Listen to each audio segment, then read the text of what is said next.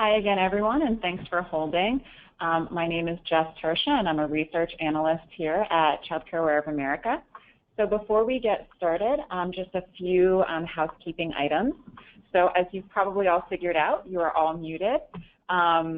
Please, if you have any questions or concerns, please use the question or chat boxes. We will save some time at the end for some general Q&A.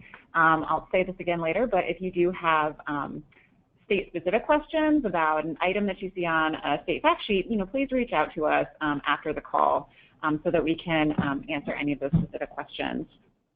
And as one more note, this webinar is being recorded and will be posted on the state fact sheet landing page probably by the end of the day tomorrow, so you can look for it there. And now I'm going to turn the presentation over to our Director of Research, Dr. Dion Dobbins. Thanks, Jess. Welcome today. As you know, we do these state fact sheets every year, and we know that the child care field really looks forward to them and uses them extensively. As I mentioned, as Jess mentioned, I'm Dion Dobbins. I'm the Senior Director of Research, and Jess is here with me. She'll be sharing some of the methodology and the data that we have found this year. I also wanted to give a shout out to Steve Wood. I don't know if he's on the call or not, but he's a consultant that works with us on our research team. So let me give you an overview of what we're going to talk about today. We'll talk about the child care landscape, kind of what we know. We will also talk about the overview of the fact sheets this year, the kind of new things that are part of the fact sheets and what we typically do and how people use them. We'll give you a sense of our methodology. We'll share with you how you can use these fact sheets and give you some ideas or thoughts around that, and then we'll open it up for questions and answers. So, as you know, child care is expensive, and over the past several years, I think we looked back, I think the first set of state fact sheets was 2007. So it's been about 10 years that we've done these state fact sheets. And we've surveyed and conducted focus groups with parents of young children and grandparents, advocacy organizations, state and local child care resource and referral agencies. All that data that we collect helps us make the case for quality, affordable, accessible child care for all. That's our vision and our mission. And so over the years, as we looked at our data and we talked about it, and I know I'm preaching to the choir here, we know that child care is expensive. Most of the cost is shouldered by families. We know that in many areas of the country, families are paying upwards of 10 to 15% of their income to cover it, and it's even higher if you're a single parent, a parent living under the poverty level, or a millennial. We also know, and we talk about child care being a workforce support. Without access to child care, we know parents can't work. And the data says that $4.4 billion in workforce wages is lost every year due to child care problems. And in many areas, employers are struggling to find personnel. And part of that is because of access to child care being limited. We really know that, our mantra is that quality child care should be available to all kids. But we also know that the quality of child care varies very greatly across the country. We really are calling for providers to receive adequate training and support and for them to be paid livable wages.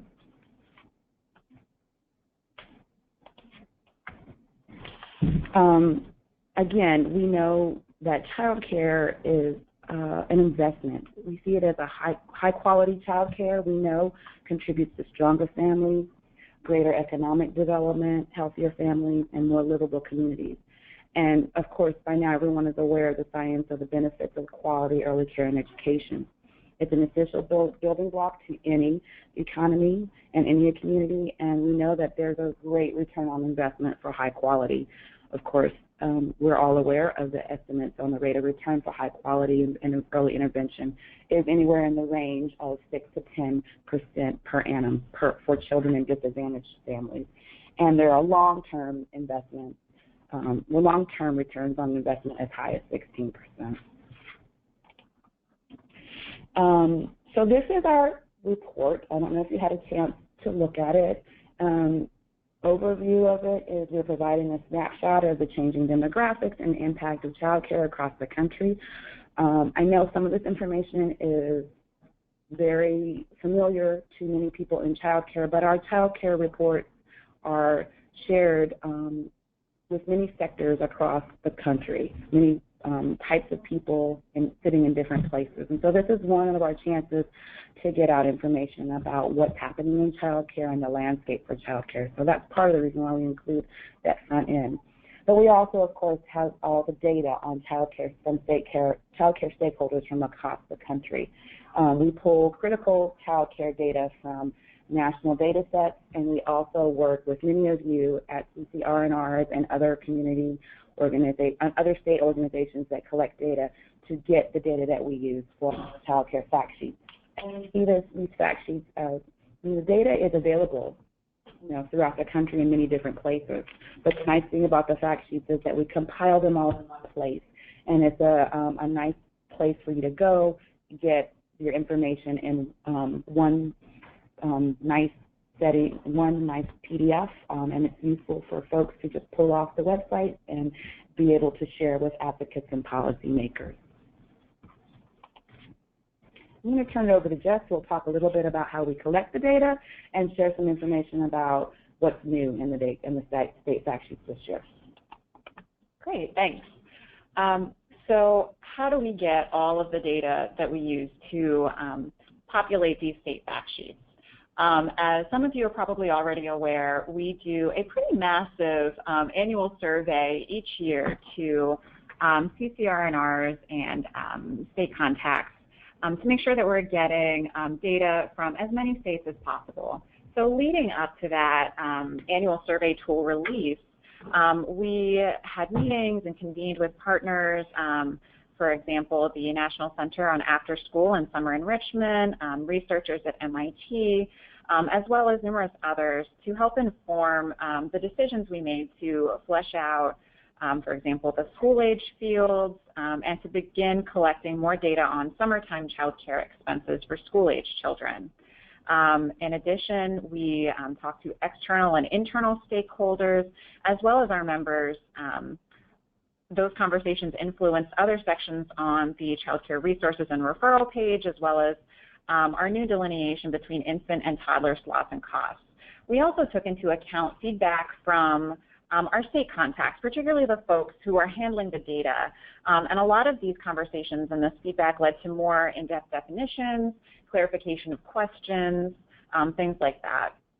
As you can imagine, the goal is always to keep the survey instrument as consistent as possible, but we do want to hear from stakeholders and take their feedback into account to make sure that we're asking questions clearly, presenting information accurately, and doing our best to answer those research questions that help inform action and policy at the state level.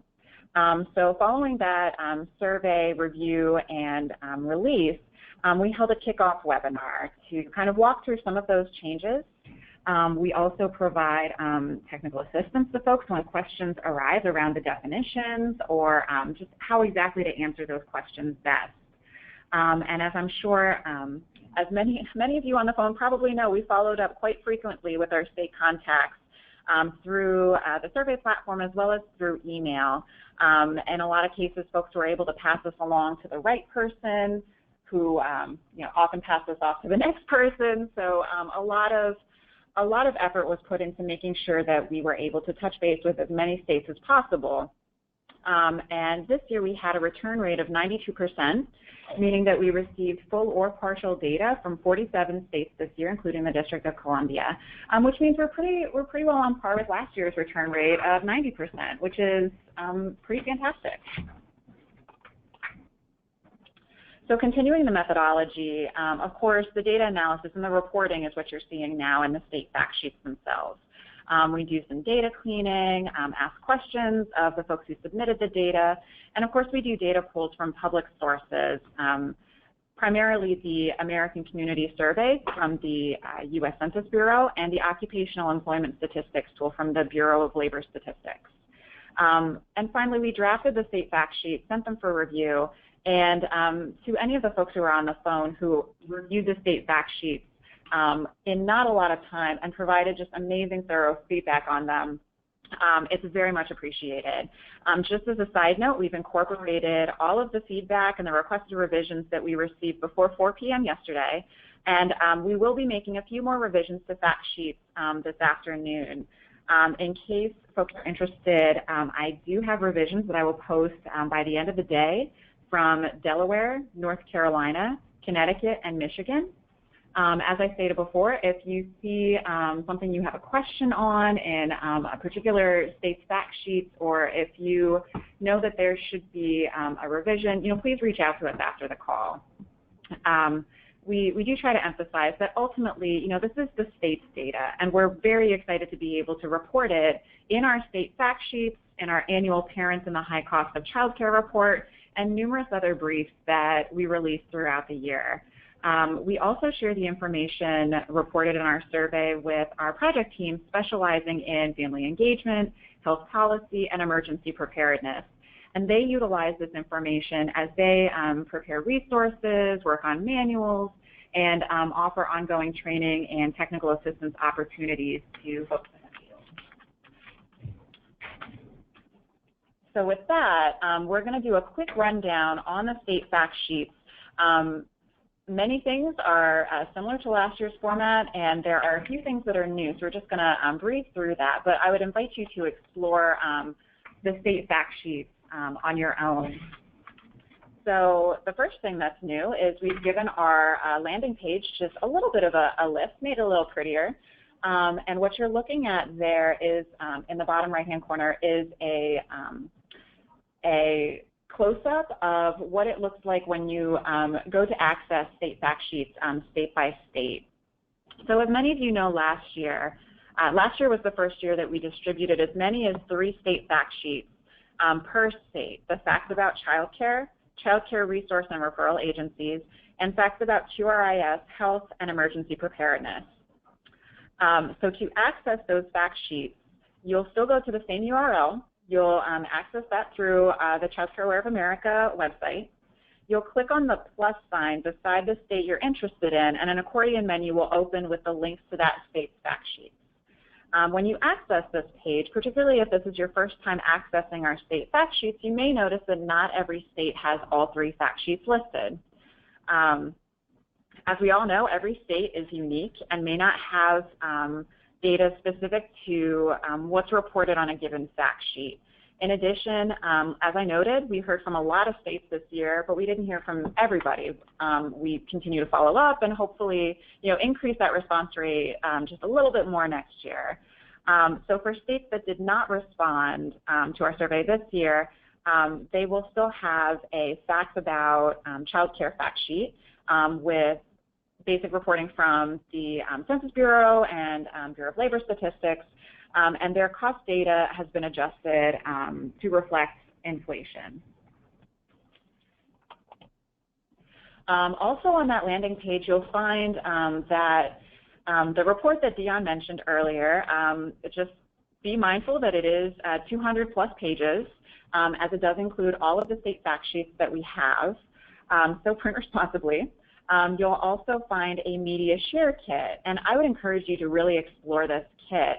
Our communications team does an awesome job of making it as easy as possible to spread the word about our state fact sheets.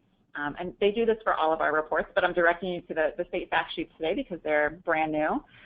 You'll find posts for Facebook, for Twitter, for LinkedIn, and they make it really easy for you to email information about the state fact sheets out to policymakers or whoever. There are also infographics included with some roll-up facts from the state fact sheets. And as I said, I encourage you to explore that. So on to the state fact sheets themselves. So we're looking at the first state fact sheet that everybody has, the state childcare facts fact sheet. So the fields that are a little bit different this year is, first of all, the number of working mothers highlighted in that purple box right now, the ages of the children, have been broken up slightly different than previous years, but this is in closer alignment to directly come from what's reported in the American Community Survey. In addition, these spaces in child care programs has been updated. As I mentioned earlier, we asked for data specific to infants and specific to toddlers. Previously, those fields had been combined into one infant/toddler field. And one of the reasons behind that is as we began exploring child care deserts last fall, we started thinking about the issue of infant and toddler deserts, which is a supply and demand issue that affects a number of states. So we started to wonder how the cost and availability of child care changes across the different age groups. Teasing the age groups out a bit further at this point is going to help us to explore this issue a bit more thoroughly. In addition, you'll also see the types of available child care box has been updated. In this year's survey, we asked questions just a little differently to better understand the available of child care for school-age children. Information is broken down for the availability of slots in programs that accept only school-age children, as well as for programs that accept school-age children as well as children in other age groups. So just getting a little bit of a clearer picture, again, where data is available from a given state. That cost of child care page looks pretty much the same as last year. One thing that we did clarify this year, specific to the school age graph, is last year was the first year that we started asking for summer-specific cost information. So this year, we've clarified our definitions a little bit, and we're presenting data for the average annual cost of before and after school care, for part-time summer care, and for full-time summer care. So that's just a little bit different this year. On the second fact sheet that many of the states have, it's specific to child care resource and referral agencies in that state. So the child care referrals and request box is a little bit different. Similarly to the first fact sheet, we split the infant toddler requests into two categories and reported school-age care, again, where data was available. We asked states to provide us with some more specific information about how the CCR&Rs are tracking non-traditional hours requests. Again, in our exploration of child care deserts, it really got us thinking about non-traditional hours care and how states are working to fill the supply and demand gaps there. We tweaked the CCR&R characteristics box. We worked to simplify this area from last year. We also changed the special requests box, and actually, now that I say it, I believe this is a new box this year. We expanded this section from last year and are showing special requests by age group. So because we're asking for so much more detail from states specific to special requests that their CCR&Rs track, not every state is currently able to fully populate this section. Over time, we imagine, as we continue to ask these questions, states will be able to send us more data about this. But this is a new field for this year. And another new field for this year is this languages accommodated box. We were overwhelmed by the number of states whose CCR&Rs are able to accommodate just a slew of languages. Many states added in additional notes regarding their access to translation services. Some folks have access to translation services to be able to accommodate 200 plus languages. So I think this box is just another example of how CCR&Rs are working to support all families in their communities as well as statewide. So the last fact sheet that you'll find for many states is the facts about QRIS, health and emergency preparedness fact sheet. So in this fact sheet, we have updated the role of CCR&Rs in QRIS. In our survey, we added more options for folks to check off allowed states to add in notes about other ways in which CCR&Rs contribute to and or support QRIS in their state, so we can give a little bit of a clearer picture about all the ways that CCR&Rs are able to support QRIS. And in addition, we asked numerous questions about emergency services provided by CCR&Rs, and this is just a snippet of the information that was provided to us by states. So here we see information specific to the services that they're able to provide, as well as services that CCR&Rs provided in response to an emergency in 2016. And I'll talk a little bit more about that in just a sec. So the information that we collected was passed along to our emergency preparedness team so that they can continue to tailor TA and trainings and provide resources to states around this. So as I just mentioned, thankfully, not every state or region experienced an emergency in 2016, and I think that's a great thing to be able to say. So as noted, just because a state answered no in this section, it does not mean that they're not capable of providing resources. Many CCR&Rs are capable of providing emergency preparedness resources and emergency preparedness response to providers in their community. What this notation means is that they did not provide services in response to an emergency that occurred in 2016. So as we go on, in ongoing surveys and reporting, we're hoping that we can offer some more information, particularly regarding emergency preparedness services. And we look forward to our emergency preparedness team exploring this further and continuing to provide resources to folks.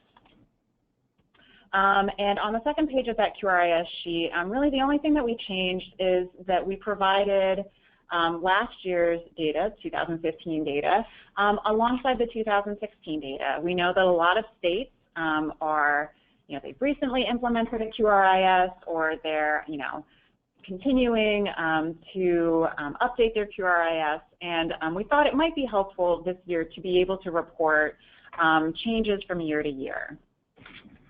So that is the change on that sheet. Some top-line notes and takeaways. So of course, as we all know, states are unique, and it's very difficult to just roll up information to report nationwide. But there were some really exciting stats, based on the information that was provided to us. So of course, from the Census Bureau, we know that nearly 15 million children under 6 could potentially be in need of child care across the country.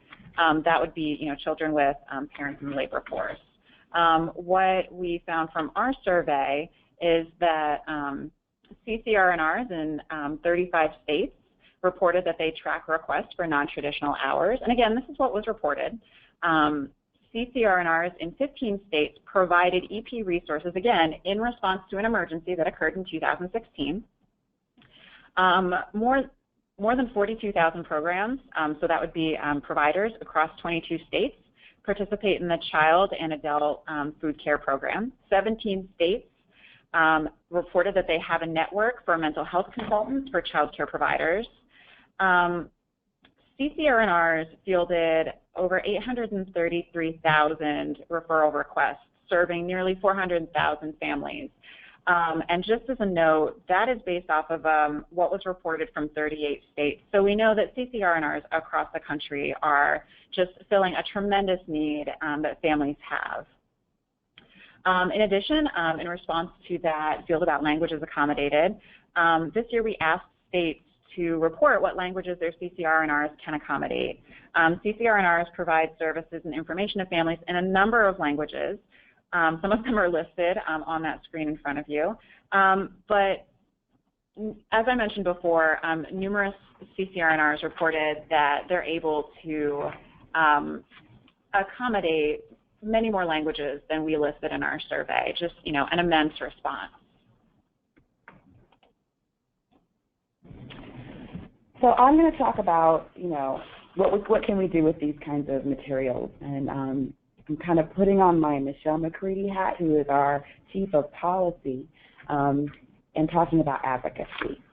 So at the state and local areas, you can use the fact sheets to inform your state and local policymakers on child care issues that are specific to your state, or use them to highlight a statewide issue that you see in your community. So bring your fact sheets to meetings, send them an email with your fact sheet or your fact sheets, invite them to come visit our website and learn more about child care issues. So like I said, We often have people stuff folders and include the state fact sheets when they're going on the Hill, either locally or at the state level or at the national level. And nationally, we really encourage you to visit our movement for advocacy, which is called Child Care Works. For more information about the advocacy efforts that are going on at the national level, one in particular that you should look for is we're going to be creating a toolkit around the August recess. So look for that on the Child Care Works website, and also it will be pushed out through social media. And then finally, bottom line, we need to tell Congress to invest in child care and to invest in slots and to make sure that the Child Care Development Fund is fully funded. So basically start a conversation. The most important thing you can do is speak up about the issues that are important to you, that are important in your state. And one thing that everyone on this call has in common is that they believe that child care and quality child care and early childhood education is something that we truly care about and feel should be fully funded. So we're going to turn it over to you all for questions, and we're going to open up the box to see if there are any, and if you have some, this is the time to do that. So the one question we had was, did we start yet? And we did start a little bit after 2:05, so hopefully you heard us.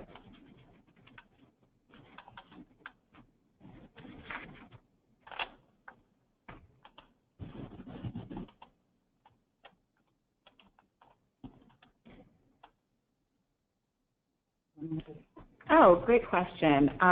So someone just submitted a question. When will the 2017 fact sheets be available? They are available right now, actually. You can head to our website. There should be a banner on our landing page helping to direct you to the state fact sheets. But, if you go to our website and can't find them, I have listed our contact information on this last slide. So, please do feel free to reach out to us with any questions or, even if you just need help finding the fact sheets, we're happy to direct you there.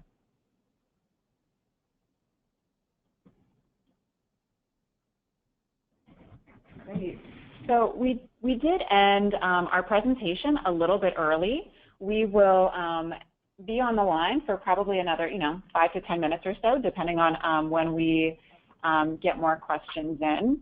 But as I mentioned, please feel free to reach out to us after the call if we leave the webinar before your questions answered. Here we go. We have a very lengthy one we're trying to see. So what information do you make available to help people interpret the facts you provide? In particular, I look at the providers at the top level by type. I noticed that there are substantial barriers to family child care providers achieving the highest levels in many states through our AIS. And I hate for people to read the fact sheets as indicating that family child care providers offer lower quality care. It's actually a good point, and I don't think that's it's not the message that we're trying to give out. We are happy to have a conversation with you if you have a specific question about messaging, to help you think about the best way to, get that message out. I think one of the things I would take from that would be that, we need to make sure that we have the resources to help family child care providers reach those levels of quality. And to me, that would be a talking point in terms of helping states make the case that not enough family child care providers are reaching that level, and maybe we need extra resources to help shore up their quality. And they, like you said, they could be quality, but we just don't know. They may not have the resources to get to that level.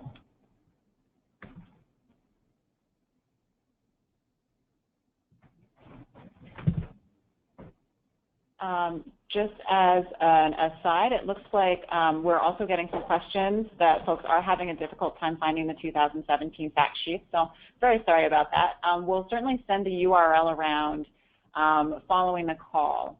In addition, the handouts for today, if you are able to locate the handouts for today's webinar, you will have access to the presentation that we showed. So you can take our contact information with you if you need it. Okay, And I think Holly also mentioned that the points that we made about family child care and offering quality care and not being part of the QRAS, that's not how people will read those charts. Again, we are happy to work with you to make sure that people can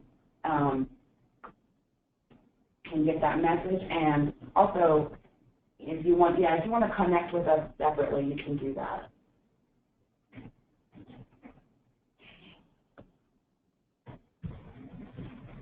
I do think that is a really great point. You know, for the state fact sheets, it is pretty much a straight up reporting, you know, of the data that we found. So I think we're probably going to take that suggestion back to the team and think about, you know, how we can take the research. You know, we talked a lot about like sending some of the data that we collected to some of our other teams, the emergency preparedness team, family engagement, health policy.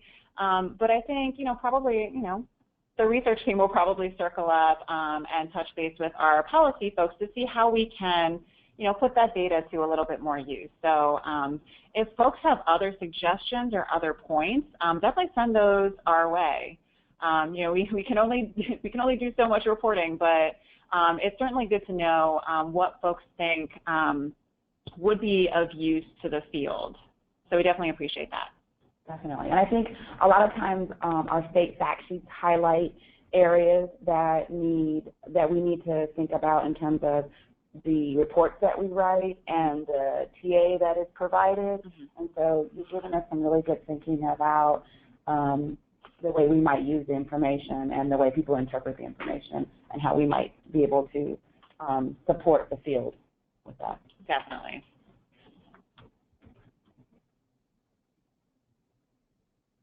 Okay.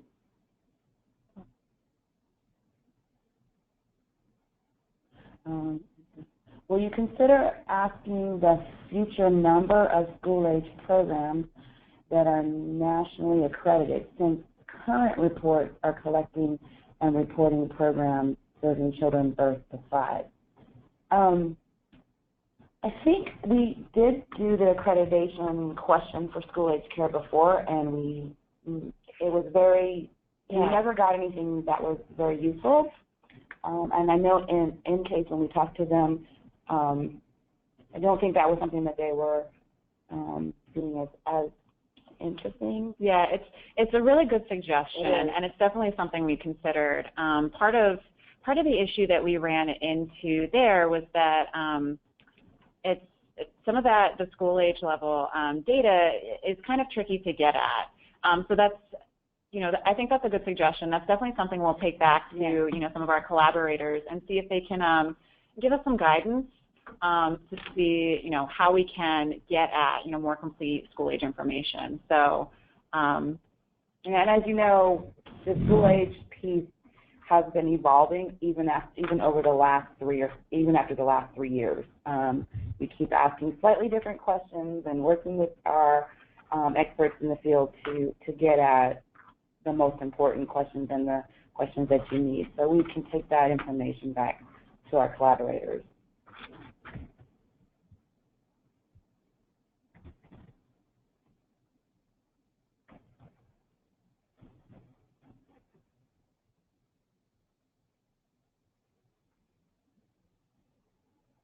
Okay.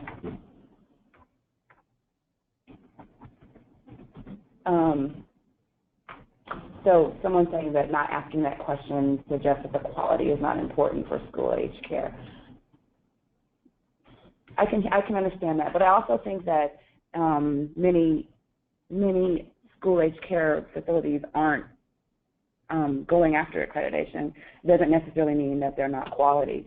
So I think that's what we were finding before. It wasn't that we don't know about their level of quality, but that the percentage and number of school-age programs that were being accredited was very low. Yeah, and just as a sidebar, there are so many questions that we would love to put on this survey, but I do have to say, and the folks on the line who submit data to us know, this survey is quite hefty. It's, you know, printed out, it's about 40 pages long. So we definitely try to be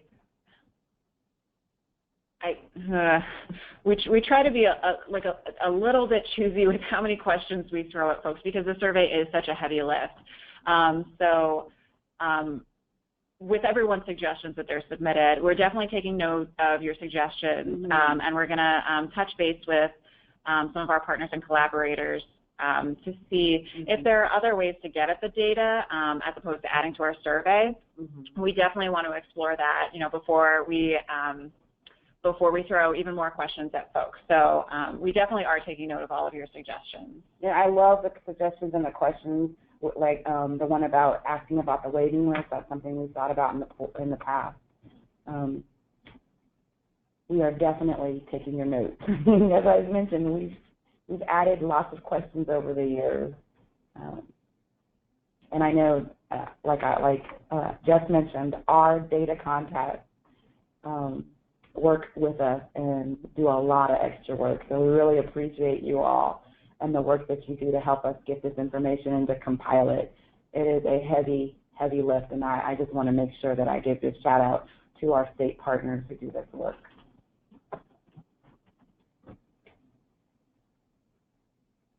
So I think we're going to, it's almost 2:45. We're going to close out. We are, as I mentioned, taking note of your questions. We will also send the link over again to make sure that there wasn't like a broken link or something. We'll send that over to make sure you can review the state fact sheet. Again, if you have any questions, be sure to reach out to us individually at our emails or at that research@usa.childcareaware.org question email address. And that is it. We have one more question here. Who did the data gathering and how was it verified? You want to talk a little bit about that, Jess? I can sure try. Yes. We have a system. Really good question. So as far as the data gathering, on our end, we release like I said, it's a pretty hefty survey out to our state contacts. A lot of those folks are in CCR&Rs, or we've been put in touch with folks in the state who collect that data. In some cases, the person that we're reaching out to or the organization we're reaching out to is the entity that collects the data themselves. And others, some of those folks that we're reaching out to are having to touch base with other CCR&Rs in the state, other state contacts, and are collecting the data from their state and submitting it back to us. Now, the question of who does that differs in each state. So that that would be pretty specific information to give out on a given state. And then as far as the double checking and verifying, we do send it out to, we send out those state fact sheets to every one of our state fact sheet data contacts. Yes. To review and to approve. And as Jess mentioned, there was a few that came in with their comments and approvals a little bit after our deadline, and we will go back and make those changes. Absolutely. Yeah, as we mentioned earlier, we fully appreciate that we're able to report the data, but the data is the state's data. So we want to make sure that the folks in the state do have fact sheets that are as accurate as possible. Which is why we want to make sure that we check into any requested revisions and make sure that things are as up to date as possible. And even earlier this week, folks were saying, "Oh, the numbers have been updated. Would you update them on the fact sheet?" So we're able to do that. And sometimes it's just a matter of interpretation of the question that we ask, and so that when it comes out on the fact sheet, they'll look at it and say, "Oh, I didn't realize you were asking it that way," and they'll provide a different number or provide a different way of calculating it. So yes, we do verify.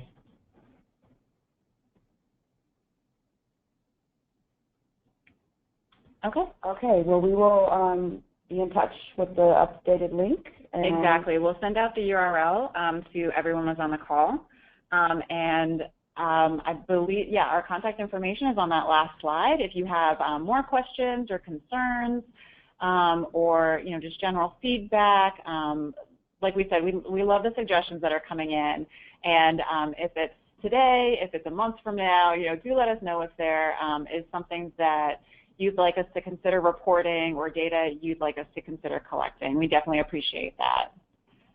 So with that, I'm going to end today's webinar. Thank you to everyone for attending. And once I send that URL out so y'all can find the state fact sheets, I'd encourage you to check them out and let us know what you think. Thanks again, everybody. Take care.